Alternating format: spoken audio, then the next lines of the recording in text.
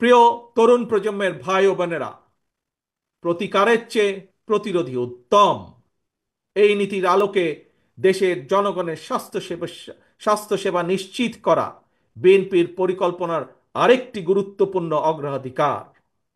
জনসচেতনার মাধ্যমে অনেক ধরনের রোগ থেকে নিজেদেরকে মুক্ত রাখা যায়। নাগরিকদের স্বাস্থ্যসেবা নিশ্চিত করতে বিএনপি 1 থেকে 3 বছরের স্বল্প মেয়াদী এবং দীর্ঘমেয়াদী পরিকল্পনা হাতে নিয়েছে।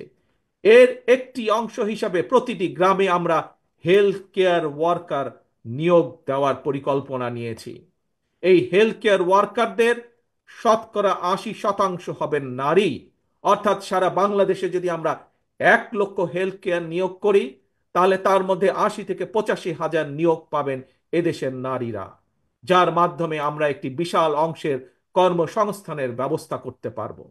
শুধু তাই নয়, এর পাশাপাশি জনগণের দোরগোড়ায় যাতে স্বাস্থ্যসেবা পৌঁছে দেওয়া যায়, জনগণকে যাতে দ্রুত স্বাস্থ্যসেবা দেওয়া যায়, সেই জন্য সরকারি এবং প্রাইভেট যেই সেক্টর আছে, কিভাবে দুটিকে একত্রিত করে আমরা স্বাস্থ্যসেবা গড়ে তুলতে পারি, সেটির বিষয়ে আমরা বিশেষজ্ঞদের সাথে পরামর্শ করছি। আমরা সেটির বিষয়ে কাজ করছি। প্রিয় ভাই বোনেরা, স্বাস্থ্য, পরিবেশ এবং জলবায়ুর পরিবর্তন, এই তিনটির একটি অপরটির উপর প্রভাব রয়েছে। সুতরাং খাল খনন এবং বৃক্ষরোপণের বিষয়টিও বিএনপির অগ্রাধিকার তালিকায় রয়েছে। সারা দেশে পরিকল্পিত উপায়ে বৃক্ষরোপণ করা গেলে জলবায়ুর নেতিবাচক প্রভাব থেকে মোকাবেলা করা সহজ হবে। প্রায় আমরা পত্রিকার পাতায় দেখি যে বাংলাদেশের, বিশেষ করে ঢাকা শহরের যে বাতাস, সেটি বিশ্বের মধ্যে সবচাইতে যে খারাপ শহরগুলো, তার একটি দুটির মধ্যেই উঠানামা করছে। এবং শুধু তাই নয়, বৃক্ষরোপণ সহ আরো কিছু ক্লাইমেট পলিসি নির্ধারণের জন্য আমরা এরই ভিতরে কাজ শুরু করেছি বিশেষজ্ঞদেরকে সাথে নিয়ে।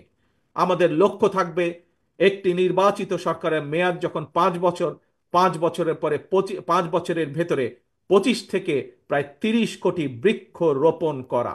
এবং একই সাথে লক্ষ্য থাকবে সামগ্রিকভাবে দেশের যে তাপমাত্রা, সেটি 2 থেকে চেষ্টা করা 3 ডিগ্রি পর্যন্ত কমিয়ে নিয়ে আসা।